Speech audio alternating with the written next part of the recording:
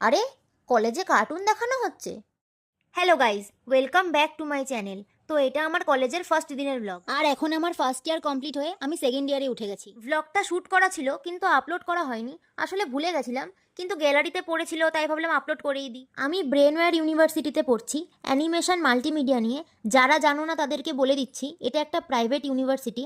আর এখানে এক একটা কোর্সের ফিস 2, 3, 4 লাখ টাকা করে হয়, মানে এক একটা কোর্স এক এক রকমের। এবার তোমরা ভেবো না আমার বাবা বড়লোক, আমি স্টুডেন্ট ক্রেডিট কার্ড নিয়ে পড়ছি। যাই হোক, তো প্রথম দিন বলে একটু টেনশনেই ছিলাম যে ক্লাসের ছেলেমেয়েরা কেমন হবে, আদৌ আমার সাথে কথা বলবে কিনা। কিন্তু ভয় একদমই পাইনি, যে কথা বলবে বলবে, না বলবে না বলবে। কিন্তু ভাগ্যবশত আমার কিছু এমন বন্ধু হয় যাদেরকে বন্ধু বলা ভুল হবে, সব এক একটা জানোয়ার। তোমরা কি ভাবলে আমি বন্ধু বলবো না, জিগারদা টুকরা বলবো এক একজনকে? একদমই না, ছি। এই মহিলা ছিল আমার কলেজের ফার্স্ট দিনের পার্টনার। সেই প্রাইমারি স্কুল থেকে আমরা একসাথেই আছি।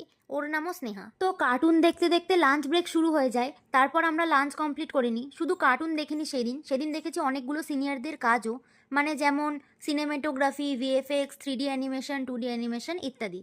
দেন লাঞ্চ ব্রেকের পর আমাদের এই ম্যাম কোলাজ করা শেখাচ্ছিলেন, কি করে আউটলাইনের মধ্যে কাগজ দিয়ে কোলাজ করতে হয়। তারপর আমাদের এই আউটলাইনটা দেওয়া হলো, আর র্যান্ডামলি একটা গ্রুপ বানিয়ে আমরা এটাকে শুরু করলাম। কিন্তু এই কাজটা করার সময় আমরা একে অপরের সাথে এমনভাবে কথা বলছিলাম যেন মনে হচ্ছিল আমরা একে অপরের অনেক দিনের চেনা, প্রথম দিন কথা হচ্ছে না। তারপর 60% মতন কাজ কমপ্লিট করে দুর্গাপুজোর প্যান্ডেলের মতন ভিড় ঠেলে এগিয়ে যেতে লাগলাম। তারপর ট্রেনে করে বাড়ির পথে রওনা দিলাম। তো আজকের মিনি ব্লগের জন্য এতটাই। এরকম কলেজের আরও মিনি ব্লগ দেখতে চাইলে কমেন্টে জানাও। দেখা হচ্ছে পরের ভিডিওতে। টাটা।